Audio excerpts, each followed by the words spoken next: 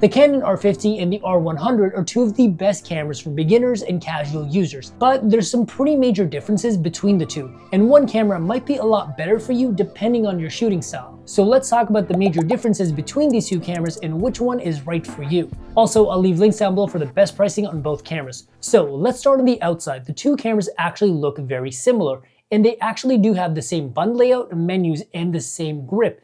The body between the two cameras is almost identical, but there are some major differences that will dramatically impact your ease of use and your quality of life when shooting with these cameras. For starters, the Canon R50 has a side articulating screen, so you can use the screen for high angle and low angle shots. And it's also a touchscreen, so you can use it to control your menus, change major settings like shutter speed, ISO, and aperture.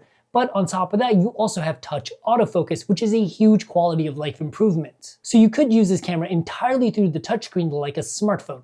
The Canon R100, however, has a fixed screen, so you don't get the high angle and low angle shots, but it's also not touch sensitive. So you can only control this camera via the buttons, but thankfully Canon is known for having a great ergonomic button layout, and their cameras are always very easy to use. But before you decide which camera is better, there are two things you should know about. The quality of the screens on the back are very close in terms of pixel count, and you really won't see any major difference when it comes to using these screens.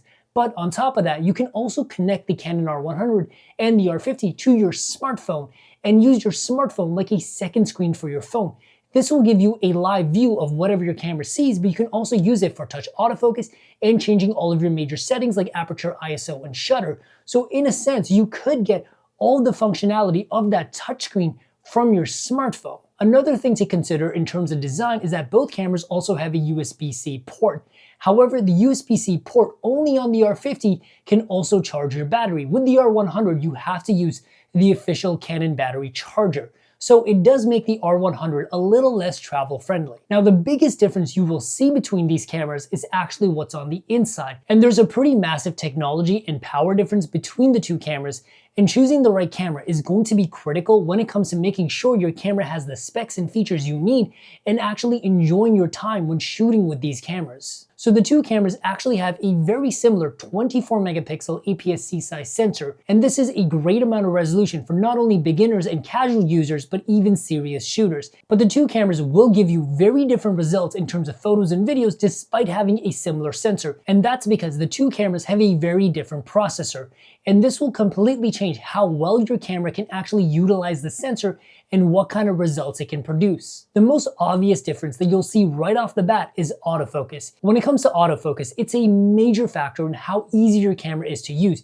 and without a good autofocusing system, most cameras are really frustrating to use. The Canon R100 has Canon's dual pixel autofocusing system, which is very speedy and reliable, and the autofocus points cover about 88% of the sensors. Your autofocus will work in almost all parts of the frame. And the R100 also has face and eye detect, which works exceptionally well when it comes to shooting people. So if you're someone that's taking a lot of family photos, a lot of photos of your friends, or going out to concerts and parties, the autofocus in the R100 is not going to let you down. And the dual pixel autofocusing system in the R100 is the same autofocusing system that you see in very popular Canon cameras like the Canon M50 and the Canon 80D, and those were legendary cameras. The Canon R50 uses the newest AI-based autofocusing system, which you now find in all of Canon's newest cameras. And what makes it special is that it actually uses AI technology to intelligently recognize what it's looking at, if it's a person, animal, car, plane, and it knows exactly what it's looking at and can intelligently track the subject matter throughout the frame without you having to do much work. And the autofocus system also covers 100% of the sensor. Another major difference that you'll notice between these two cameras because of the different processor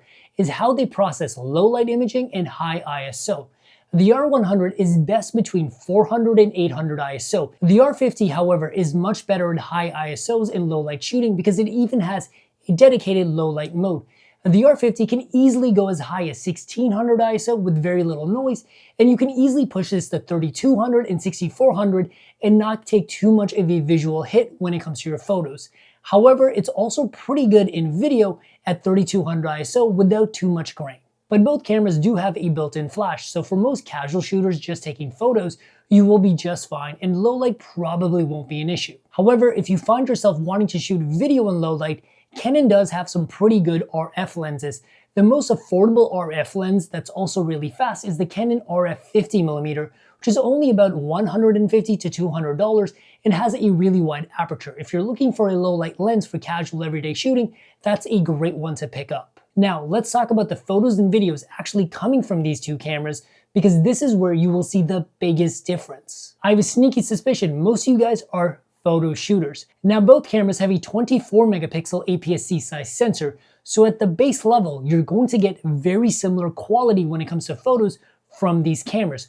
But because the processing between these two cameras is so different, it's going to affect how fast you can shoot with these cameras and for how long. The Canon R100 shoots at 6.5 frames per second at 24 megapixels, which is perfect for casual shooters where you're just taking casual photos throughout your day, maybe a party here or there, just everyday lifestyle stuff. And what's cool about the R100 is you can even shoot up to 1,000 JPEGs in a row before your camera needs a break. So you can pretty much just hold down the shutter, let it rip, and you will not miss your shots. But one thing you should know is that it's only shooting JPEGs in this mode. And if you want to shoot raw photos, which are meant for editing and creating something artistic, you can only shoot 6 photos in a row. So at 6.5 frames per second, you're really just getting about a second of shooting. So if you plan on shooting this camera in raw photo mode, this is a camera you really need to slow down and take your time with when taking your photos. The Canon R50 can shoot way faster than the R100 at anywhere between 12 to 15 frames per second, which is fast enough for most sports and action shots, and it's pretty much impossible to miss your photos with this camera. And in this mode, you can even shoot between 28 to 42 JPEGs in a row, depending on what speed you're shooting at. But if you shoot a little bit slower on your Canon R50 at 6.5 frames per second, just like the R100, you can still take 100 JPEGs in a row. But the surprising thing is that when it comes to shooting raw, the Canon R50 only shoots at 7 frames per second in raw mode, which is only 1 frame faster than the Canon R50. So if you're someone that wants to use this as a raw camera, there's really not too big of a power difference between these two cameras, and either way, you're gonna have to slow down and use this camera mainly as a single frame camera. Next up, let's talk about video, because this is the part that I personally am most excited about. The Canon R50 is a beast of a video camera, especially when you consider the price point and how small this camera is. It shoots 4K at 24 and 30 frames per second, but the 4K is also downsampled from 6K. This is because the camera takes the entire 6K 24 megapixel image area and uses all the megapixels, doesn't throw any of the data away, and squeezes that 6K video data down into a smaller, more manageable, easier to edit 4K video file. And this is a really impressive feature to see in a camera like this. The R100 also shoots 4K, but it's really not that great for a few reasons. One, in 4K mode, it actually crops into your sensor, which zooms into your image, so it's harder to get a wider field of view or get a wide shot with this camera in 4K mode, and you're already working with a smaller APS-C size sensor. And the 4K in the R100 also has a lot of wobbly and jello effect that everyone hates, and the R100, when it comes to 4K, is really best for steady and stable shots. But where the R100 really shines is when you're shooting in full HD mode. Both cameras can shoot full HD up to 24, 30, and 60 frames per second for 2x slow motion, with a dedicated slow motion mode where you can shoot up to 120 frames per second for 5x slow motion, and I love 120 frames per second. It just makes everything look epic. Now, something to consider if you plan on editing the videos that are coming from your camera, whether it's for vlogs, social media, or if you want to make something artistic, something that's really important is what kind of picture profile you're shooting in and what your color depth is. The Canon R50 can shoot in HDR-PQ mode with 10-bit color, which is going to give you way more flexibility over your light values and color, which is going to allow you to make something cinematic, make your videos pop, or just simply look professional. If you're planning on doing anything even remotely serious, the Canon R50 is going to give you dramatically better results, because the Canon R100 is only an 8-bit camera without any sort of flat profile or HDR-PQ mode, so whatever you get in camera is pretty much what you're stuck with.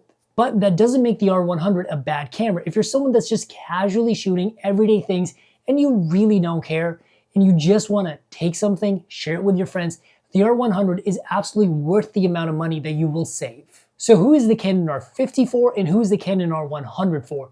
Well, it comes down to a few factors that all really come down to your shooting style.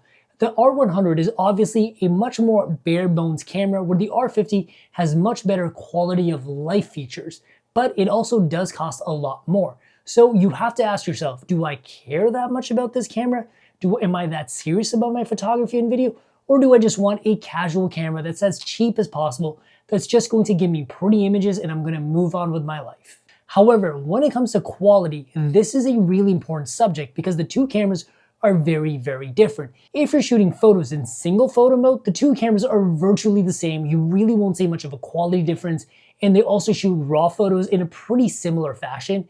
However, if you're doing continuous shooting, where you're shooting something that's fast, like sports, action, your ADHD dog, chances are you're going to want the Canon R50 because it's going to be able to shoot for longer and faster. However, this is only in JPEG mode. Now, the R50 does have faster autofocusing, but you're only going to notice it if you're doing continuous shooting. And if you're a single frame shooter like me, you're going to be just fine with the R100's autofocusing system. However, when it comes to video, it's a whole different story.